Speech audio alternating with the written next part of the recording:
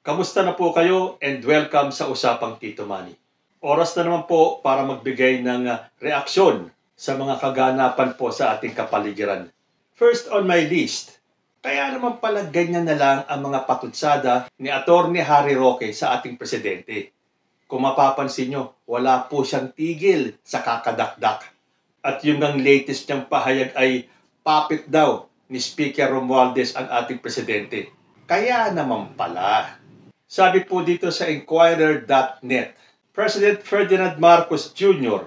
replaces Myla R. Roque, the wife of ex-presidential spokesman Harry Roque, with Maria Lourdes D. Doria Velarde as a new Pag-ibig exec. Doria Velarde is now an acting member of the Board of Trustees of Pag-ibig. Ayon naman sa GMA News Online, President Ferdinand Bongbong Marcos Jr. has appointed Maria Lourdes D. Doria Velarde as acting member of the Board of Trustees of the Home Development Fund o yung pong Pag-ibig. According to the Presidential Communications Office on Monday, Doria Velarde will represent the private employers sector. She is replacing Myla R. Roque, the wife of former presidential spokesman Harry Roque. So hindi na po tayo magtataka kung gano'n na lang ang mga rants ni Harry Roque laban sa ating presidenteng Bongbong Marcos. Kung ano man po ang dahilan ng pagkakasibak ng asawa ni Harry Roque, hindi ko na po gustong malaman. Ang masasabi ko lang kay Atty. Harry Roque, deserve. So kahit na ano pang pagdadakdak ang gawin ni Harry Roque dyan, hindi na po pinapansin ng mga pro-BBM. Ganyan po talaga ang nararamdaman ng mga bitter. So, let him be. Magsalita siya ng magsalita, tumira siya ng tumira, tumirada siya ng tumirada. Total, para po sa akin, wala pong relevance si Harry Roque sa mga panahong ito. Next on my list, VP Sara says she and Marcos have no problem with each other. Ayon pa rin po sa GMA News Online, Vice President Sara Duterte said she and President Ferdinand Bongbong Marcos Jr. have no issue with each other weeks after her father and brother criticized the chief executive. Nung tinanong po si VP Sara tungkol sa relasyon niya with our president, ang sabi po niya, we have no problem with each other. President Bongbong Marcos and I are doing good. We are okay in terms of our relationship. Nung tinanong naman siya about her ties with First Lady Liza Araneta Marcos, ang sabi po ni VP Sara, I have no comment as of this time. At Marcos's departure for Vietnam, video caught Sara and the President exchanging pleasantries while there was no such exchange between her and the First Lady. Sara said she has yet to talk to her father, former President Rodrigo Duterte, and brother Davao City Mayor Sebastian Baste Duterte. Ito nga po yung tungkol sa mga binitawang pananalita ni ex-President Duterte at saka nung kanyang kapatid na si Davao City Mayor Baste Duterte. Although ang sabi po ni VP Sara, Marcos didn't ask about what Duterte and Baste said against him. O nakita niyo naman yung ating presidente? Kahit anong banat na mag-amang Duterte sa kanya, hindi niya tinanong si VP Sara tungkol dun sa mga birada nito. Oo nga pala, meron po ako natatanggap na mga comments. Dahil sinabi ko naman po sa inyo, I voted for Bongbong Marcos and Sara Duterte at hanggang ngayon, ako po ay supporter ni VP Sara. Bakit ko pa daw pinagtatanggol si VP Sara? Ang masasabi ko lang po kasi, ang binoto ko po, Uniteam. At ayoko pong mabuwag yan sa kadahilanan, kung mabubuwag po yung tambalan na yan, isipin nyo na lang, madadagdagan ang gulo. Nag-aaway na nga ang Senado at ang Kamara. Kung ano-ano na nga ang mga pahayag ni former President Rodrigo Duterte. Sabayan pa ng mga tirada ni Harry Roque sa Kanisal Panelo. Gugustuhin pa ba natin na magdagdag ng gulo? Ang sa akin po, sinusuportahan ko si VP Sara ngayon dahil binoto ko sila. Ang importante po sa akin ay yung kasalukuyan. Kailangan po nilang maging team pa rin. Dapat po hindi mabuwag ang unit team ngayon dahil yan po ang ipinangako nila sa taong bayan. Malayo pa po yung 2028. Mahabang panahon pa po yan. Marami pa pong pwedeng magbago. Darating din po ako dyan sa sitwasyon na ako ay mamimili at magdidesisyon kung iboboto ko pa si VP Sara kung sakaling siya ay tatakbo sa 2028. Ang mahalaga po sa akin, huwag pong madagdagan ang gulo sa ating political landscape. Yan ba ang gusto nyong mangyari? Puro gulo na lang. Lahat ng kanto, lahat ng sulok ng ating gobyerno ay nagkakagulo. So sabi ko nga, I respect your opinions, nirerespeto ko yung inyong mga pananaw, pero yung sa akin po, irespeto nyo rin. Ang sa akin lang, yung kasalukuyan po ang akin tinitignan para po hindi na magkagulo ng husto. Isipin ninyo, panay na nga ang tirada ng pamilya Duterte sa ating presidente. Pero nakikita pa rin natin sa mga ganitong pahayag ni VP Sara, she is still with our president at suportado pa rin niya ang ating Presidente Bongbong Marcos. Dahil ang pinag-uusapan po natin ngayon ay ang kasalukuyan. Malayo pa po yung 2028. Anything can happen. Kung talagang siya ang itinakda ng Diyos para maging next president natin, so be it. Kung hindi, susuportahan na lang natin kung sino ang susunod na maging presidente. So yan po ang paliwanag ko doon sa mga nagtatanong sa akin na after all the controversies ng ating Vice President, bakit ako daw ay sumusuporta pa rin kay VP Sara? Yun po ang dahilan. Ayoko pong madagdagan ang gulo. Ginugulo na nga, magdadagdag pa tayo ng gulo.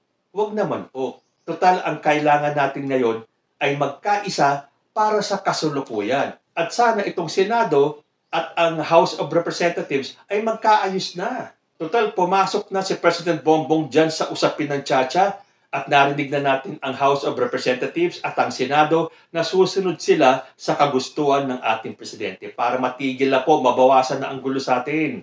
Pero ang akin po, mag-iba man ako ng susuportahan this coming 2028 elections, basta hindi po ako bumibitaw sa ating presidenteng Bongbong Marcos. At kung sino man po ang kanyang i-endorso sa darating na 2028, yun po ang aking iboboto.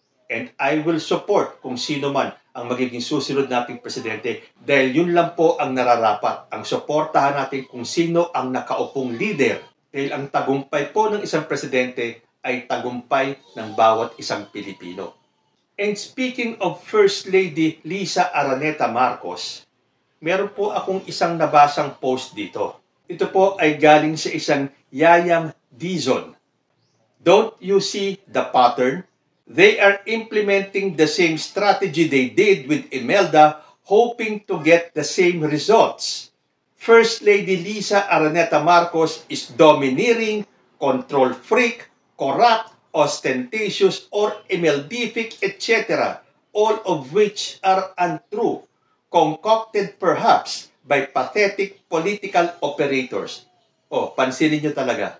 Kung ano ang ginawa nila dati kay First Lady Imelda Marcos, siya rin pong ginagawa nila sa ating unang ginang. Parehong-pareho po ng pattern para masira ang ating presidente. Yan po ang ginawa nila kay former First Lady Imelda Marcos. Nagtagumpay sila nung panahon ni Apo Lakay. Iba na po ang panahon ngayon. Hindi na lang kayo basta-basta makakapanira ng tao and you expect na paniwalaan yan ng lahat ng Pilipino. Iba na po ngayon. So kahit na anong ipakalat ninyo against our First Lady, maglabas muna kayo ng ebidensya. Patunayan nyo muna. Hindi na ito ang panahon ng paninira. Dahil yung pong mga paninirang yan ay bumabalik lang doon sa mga naninira. It reflects their own character. Ano ba nangyayari? Pinapatulan ba sila ng First Lady? Kaya kung mapapansin ninyo, nag-iiba na ng strategy yung mga naninira kay First Lady. Dahil ang sabi nila, ang First Lady daw ang tumatayong presidente ng Pilipinas ngayon. Nung hindi nag-click, kahit paulit-ulitin pa nilang sabihin na si First Lady Lisa Marcos ang nagpapatakbo ng bansa, wa-effect po. Dahil again, inuulit ko, no offense to our First Lady. Pero makakaya po ba niya lahat ng ginagawa ng ating presidente? Gamitin naman po natin yung ating pag-iisip. Huwag po tayong basta-basta naniniwala sa sabi-sabi ng iba. Siguraduhin muna na meron silang sapat at totoong ebidensya bago po tayo manghusga. So tama po itong sinasabi ni Yayam Dizon. Kung ano ang ginawa nila kay former First Lady Imelda Marcos, siya rin pong ginagawa nila kay First Lady Lisa Marcos. Again, kanya-kanya po ng opinion yan. Kung ano ang iniisip nyo tungkol kay First Lady Lisa Marcos, so be it. Pero kami po ay hindi basta-basta naniniwala sa sabi-sabi ng alam naman natin kung bakit naninira ay dahil may ulterior motive. Meron silang sariling agenda. At ang huling gusto kong bigyan ng reaksyon ngayong araw na to ay tungkol dito kay Pastor Apollo Kibuloy. Nabalitaan na po kasi natin na siya ay pinapatawag sa mga hearings sa Senado na hindi naman niya sinipot. At alam ko ngayon siya ay inimbitahan muli, this time sa House of Representatives. At kapag hindi pa siya sumipot, baka maglabas na sila ng kautusan na dapat arestuhin na si Kibuloy. Sabi po dito sa Philstar Global, Caritas urges Kibuloy, submit to Senate inquiry.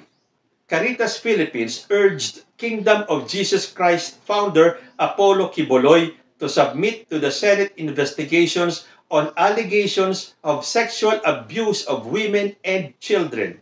In a statement, Caritas Philippines President Kidapawan Bishop Jose Colin Bagaforo said the allegations against Mr. Kibuloy and the KOJC are deeply troubling.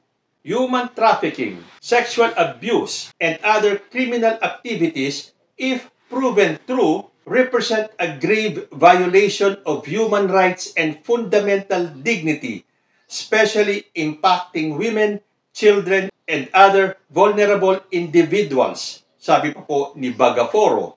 Caritas Philippines, the social arm of the Catholic Bishops' Conference of the Philippines, emphasized the importance of due process. Submitting himself is crucial, not just for the sake of transparency, but for the victims who deserve justice. The Kidapawan Prelate also called on Congress, particularly the Senate, not only to assert its authority, but to also ensure a thorough and impartial investigation into these allegations that Kibuloy, who calls himself the appointed Son of God, allegedly committed. The integrity of the rule of law and the pursuit of justice demand that all individuals, regardless of their position or influence, are held accountable for their actions. Caritas Philippines expressed solidarity with the victims and survivors, commending them for their courage in coming forward. It also urged the public to stand together and uphold human dignity and make sure that no one is above the law. So ano nga ba ang dahilan ni Pastor Kibuloy at ayaw niyang sumailalim sa isang Senate hearing? So dapat daw idemanda siya at doon niya sasagutin. Hindi daw siya sasagot sa isang Senate hearing. So parang may pattern sila ni former President Rodrigo Duterte. Ayaw nila magpailalim sa ibang mag-iimbestiga sa kanila. Kailangan daw sa Korte ng Pilipinas. Ano ba tong dalawang ito? Untouchables? Kung talagang walang kasalanan itong si Pastor Kibuloy, bakit hindi sumailalim sa isang Senate inquiry? Para doon pa lang, edi makapagpaliwanag siya. Para mabawasan kung ano man ang agam-agam at yung paniniwala ng taong bayan. Anong kinatatakot niya? Eh di ba appointed Son of God siya? Kung si Hesukristo nga hinarap ang mga nag-aakusa sa kanya. Bakit hindi harapin ni Pastor itong mga nag-aakusa sa kanya? Lalo lang tuloy tumitibay ang paniniwala ng taong bayan na meron silang kasalanan. Dapat itong si Pastor Kibuloy maging magandang ehemplo sa kanyang nasasakupan at sa kanyang mga followers and supporters doon sa mga naniniwala sa kanya. Magbigay siya ng example. Maging huwaran dapat siya.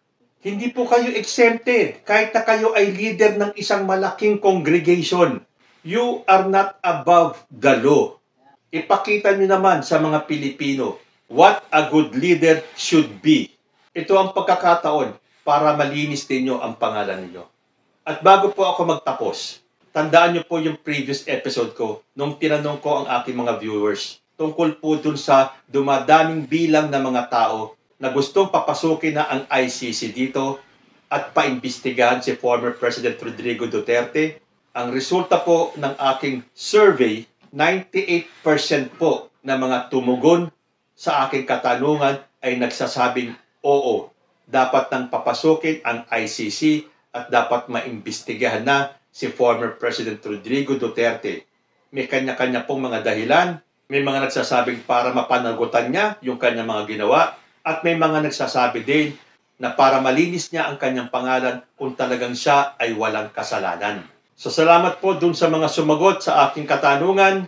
Pero siyempre, nasa ating Presidente pa pong Bongbong Marcos kung papayagan niya po yung ICC investigation at kung i-enforce nila yung ilalabas na arrest warrant ng ICC. Ngayon, ang tanong po natin, dapat po bang humarap si Pastor Kibuloy sa Senate hearing or is Pastor above the law? Comment lang po down below and I will see you next time. Agyaman ak unay, peace.